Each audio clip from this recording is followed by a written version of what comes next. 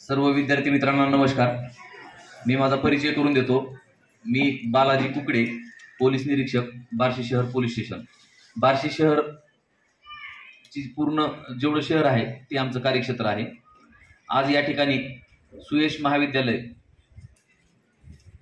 येथे Lions club आणि police station Barshi शहर यांच्या संयुक्त विद्यमाने एक अवेअरनेसचा कार्यक्रम आयोजित केलेला आहे। या कार्यक्रमाला उपस्थित असणारे लायन्स क्लबचे सर्व सदस्य, पोलीस स्टेशनचा सर्व स्टाफ, तुमच्या शाळेतील संस्थाचालक श्री नलावडे सर, उपस्थित सर्व शिक्षक, शिक्षिका आणि शिक्षकेतर स्टाफ, विद्यार्थी मित्रमैत्रिणींनो आणि बार्शी नगरीतील पत्रकार बांधवांनो,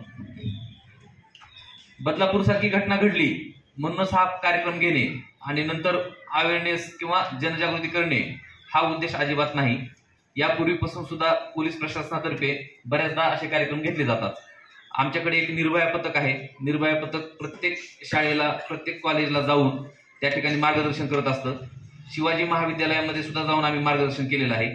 आमचा बार्शी शहरचा जो स्टाफ आहे त्या प्रत्येक स्टाफला आम्ही शाळा कॉलेज विभागून दिलेले आहेत आणि प्रत्येक शाळा कॉलेजवरती जाऊन भेटी देणे, मुलींवर होत असणाऱ्या अत्याचार रोखण्यासाठी प्रयत्न करणे, शिक्षक त्याचप्रमाणे शिक्षकेतर स्टाफ यांची सुद्धा जनजागृती करणे, विद्यार्थ्यांमध्ये कायद्याच्या काय तरतुदी आहेत ह्या सांगणे आणि आपलं संरक्षण कसं करायचं या संदर्भात आम्ही मार्गदर्शन नेहमीच करत असतो आणि ती आमची प्राथमिक जबाबदारी आहे। हे समोर जे चिमुकले बसलेले आहेत ते आपल्या देशाची पुढची पिढी आहे। आपण त्यांच्यावर जसे संस्कार करू तशी पिढी आपली घडणार आहे। उद्याची हे भविष्य आहे आपलं आणि आपल्या देशाचा विकास होण्यासाठी, देशाची प्रगती होण्यासाठी ह्यांचा खूप मोलाचा सहभाग असणार आहे। मग हे बाल वयात त्यांच्यावरती वाईट प्रसंग येऊ नये, त्यांच्यावर वाईट प्रसंग येऊन त्यांचे मानसिक खच्चीकरण होऊ नये यासाठी अवेअरनेसचे कार्यक्रम घेणे खूप गरजेचं आहे। अवेअरनेसचा कार्यक्रम हा सुरुवातीला शाळेपासून झाला पाहिजे। एक विचार जर केला तर लहान मुलं जास्तीत जास्त काळ घरानंतर कुठं असतो त्यांचा कालावधी, शाळेमध्ये त्यांचा कार्यकाळ जात असतो। तर शाळेमध्ये ते सुरक्षित पाहिजे।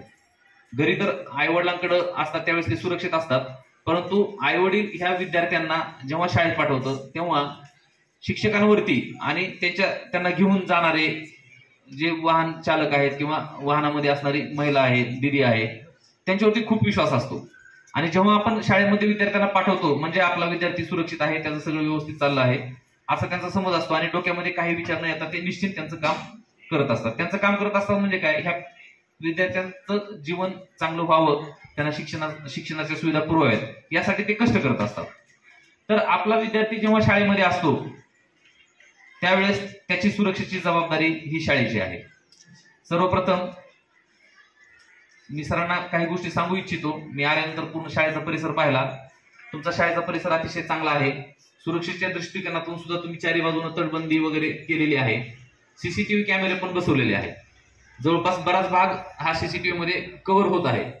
माझी त्याच्यावर आणखी एक सूचना असणार आहे की प्रत्येक वर्गखोलीमध्ये तुम्ही सीसीटीव्ही कॅमेरे बसवावे, जेणेकरून वर्ग सुद्धा तो कव्हर होईल आणि विद्यार्थ्यांनी घाबरायची आवश्यकता नाही। म्हणजे तुम्हाला गोंधळ, तुमची चेष्टा मस्करी गोंधळ याच्यावर बंधन येणार नाही। तुम्ही बागडले पाहिजे, आनंदी राहिले पाहिजे।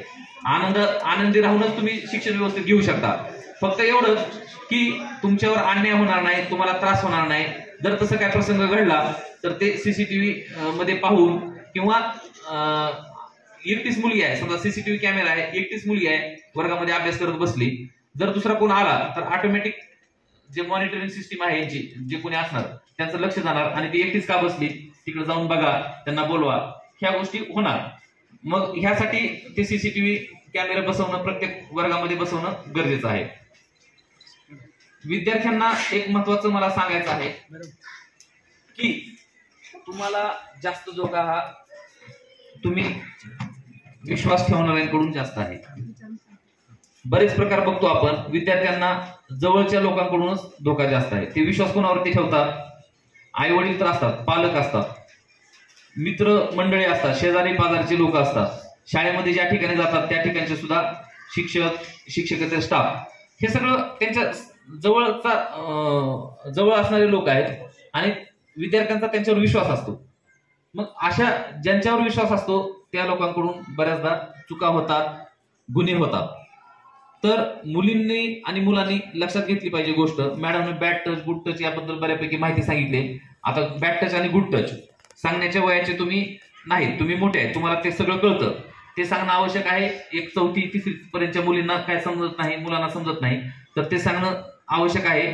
तुम्हाला सुद्धा यापूर्वी सांगितलं असेल, तुम्हाला माहिती पण असेल. तर असं जर काय होत असेल ना, तर तुम्ही गपचूप राहू नका. मागे एक टीव्हीवरती जाहिरात होती, जब आपनों से हो धोका तो चुप्पी तोडो. तुम्ही जेवढं गपचूप असणार ना, तेवढं तुमच्यावर एकदा त्यानं काय तुमच्या जवळ येण्याचा प्रयत्न केला किंवा चुकीचा वागला, तुम्ही कुणाला सांगितलं नाही, गपचूप बसला, तो परत करणार, परत गपचूप बसला, परत करणार आणि एक स्टेप अशी येणार की मग जे व्हायला नको होतं ते होणार. तर त्यासाठी तुम्ही गुपचूप राहू नका. आपल्या शालेय स्तरावरती सुद्धा सरांनी दक्षता समिती नेमलेली आहे. प्रत्येक मजल्यावरती तक्रार पेटी आहे. तुम्हाला अशा ज्या व्यक्तीपासून धोका वाटतो, जो व्यक्ती चुकीचं वागत आहे असं वाटतं, तुम्ही बिनधास्त तक्रारीमध्ये नमूद करा आणि त्या तक्रार पेटीमध्ये ती तक्रार टाका. जेव्हा ती तक्रार पेटी दररोजच्या दररोज उघडली पाहिजे. सरांनी एक त्यासाठी जबाबदारी देऊन टाका 2-3 मॅडमवरती.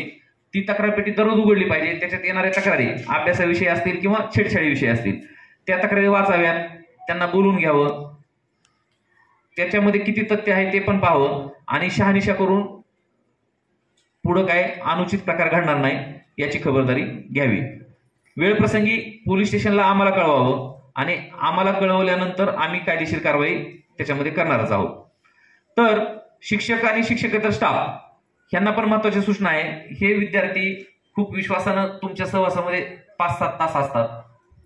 कृपया त्यांना त्रास देऊ नका. अभ्यासाविषयी असेल, बाकीच्या गोष्टीविषयी असेल तो चालेल, परंतु लैंगिक दृष्टिकोनातून विचार जर केला तर तो त्रास बोलतोय मी, तर तो त्रास झाला नाही पाहिजे. तसं जर काय असेल तर विद्यार्थ्यांनी पण मोकळेपणानं सांगितलं पाहिजे. आपण नक्कीच कायदेशीर कारवाई करू. तुम्ही सांगणार नाहीत तर त्याचा परिणाम काय होणार, ते प्रसंग वाढत जाणार. त्यांना आज एकाला त्रास दिला, उद्या दुसऱ्याला दिला, तिसऱ्याला दिला, असं होत राहणार आणि त्याला मग बदलापूर सारखी जी दुर्दैवी घटना घडली तशा घटना सुद्धा घडू शकतात.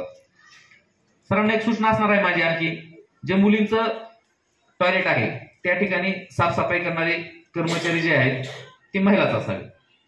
मुलींचा ज्या ज्या ठिकाणी मुलींचे अभ्यासिका असेल तिथं सुद्धा महिलाच असाव्यात. वाहनामध्ये प्रत्येक स्कूल बसमध्ये महिला असाव्यात. परत चालकांना सुद्धा विद्यार्थ्यांना लक्षात येतं की चालकांना स्टॉप कुठं आहे त्या ठिकाणी त्यांनी थांबवले पाहिजे. अनावश्यक इकडे तिकडे गाडी फिरवली नाही पाहिजे.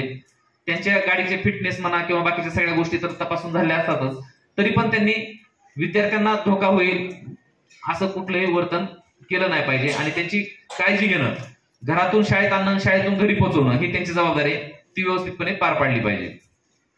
सरांना आणखी एक सांगणं असेल की शिक्षकेतर स्टाफ आणि शिक्षकचा स्टाफ ह्या सर्वांचं तुम्ही चारित्र्य पडताळणी करून घ्या. पोलीस व्हेरिफिकेशन होणं गरजेचं आहे. ऑनलाईन प्रोसेस असते ती. ऑनलाईन तुम्ही सर्व स्टाफचं व्हेरिफिकेशनसाठी ऍप्लिकेशन करा. आम्ही त्यांचं व्हेरिफिकेशन करू आणि जो व्यक्ती चुकीचं वागतोय तुमच्या निदर्शनास आल्यानंतर तात्काळ त्याला आम्हाला कळवा आणि त्याला कामावरून सुद्धा काढून टाकायला काय हरकत नाही. त्याला कामावर सुद्धा ठेवू नका. तर अशा काही माझ्या सूचना असतील. विद्यार्थ्यांना फक्त एकच सूचना आहे महत्वाची की तुम्ही गुपचूप राहू नका. तुमच्यावर अन्याय होत असेल, अत्याचार होत असेल शाळेमध्ये तर तो तुम्ही सांगा.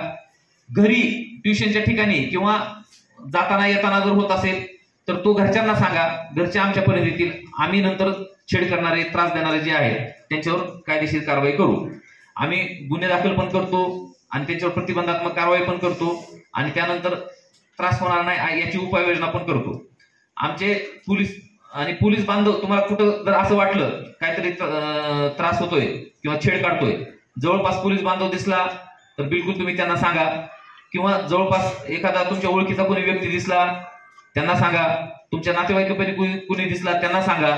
तुम्ही गपचूप बसू नका. तुम्ही जोपर्यंत गपचूप बसणार तोपर्यंत अत्याचाराच्या घटना ह्या वाढत राहणार. आपल्या समाजाचा सुद्धा एक जबाबदारी आहे. आपण